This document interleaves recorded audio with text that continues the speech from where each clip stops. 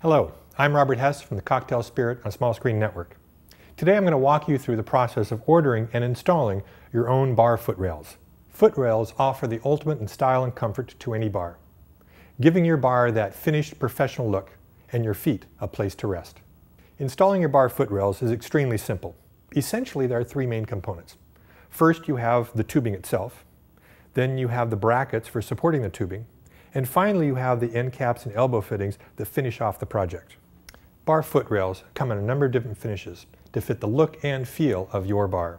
At kegworks.com, you can choose from polished brass, polished stainless steel, satin finished stainless steel, and an unstained wood finish is also available.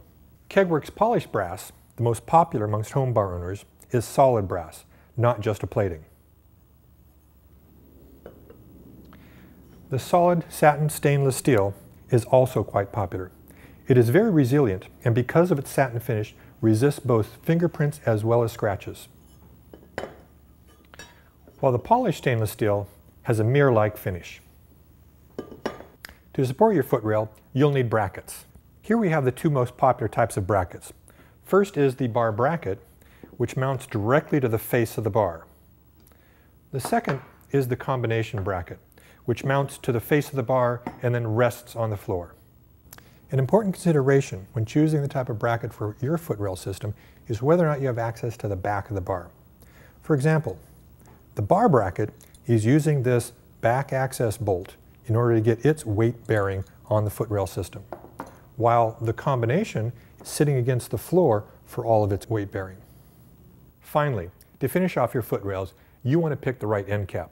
There's a couple different styles that are most popular. First, we have the flat flush style.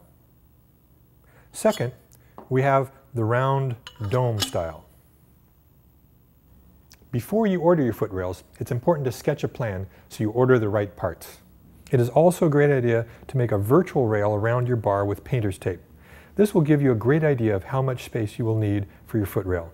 Once you've laid out your virtual rail, measure each length to calculate exactly how much tubing you'll need. Since rails come in 1 foot increments, always round up to the nearest foot. For example, on our project, we will need 13 feet across the front and 2 feet for the side.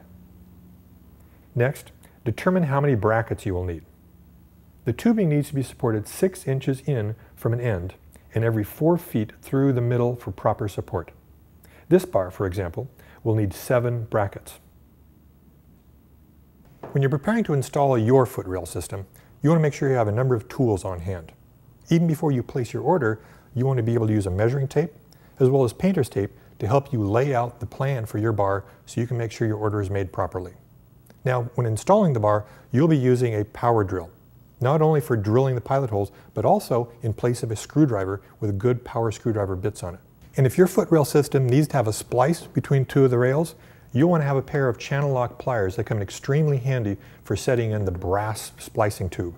Now, if you want to take and do any cutting, you want to have a good quality hacksaw as well as a file that you can use to file off the sharp edges once you're done.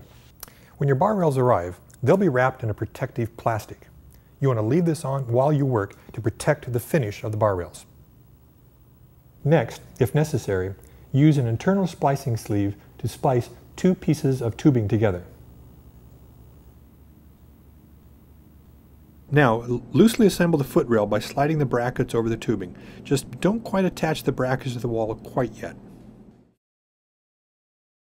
To begin installation, start by attaching the brackets to the bar with the mounting screws along the longest section of your bar.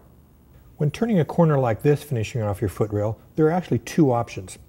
You can either use an elbow fitting like this, or what a lot of people like to do is simply use the end caps.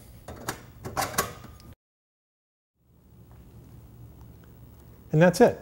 Adding class and comfort to your bar can be done in just a few simple steps with a footrail system from kegworks.com.